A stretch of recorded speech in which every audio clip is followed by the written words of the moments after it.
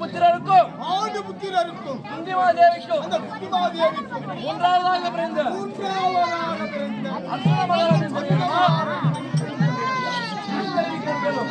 ஏய் கை கொண்டு வா.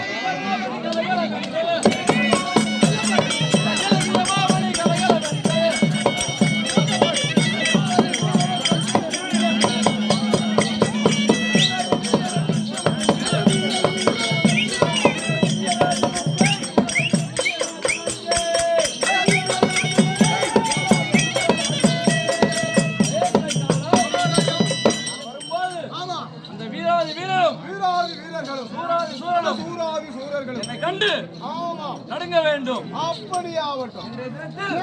என்னுடைய அண்ணனாகிய தர்மநந்தாவும் பீமசேனனும் அழைத்திருக்கின்றார். யாரிடம் இருக்கிறார் காண வேண்டும். காண வேண்டும். ஆமாம்.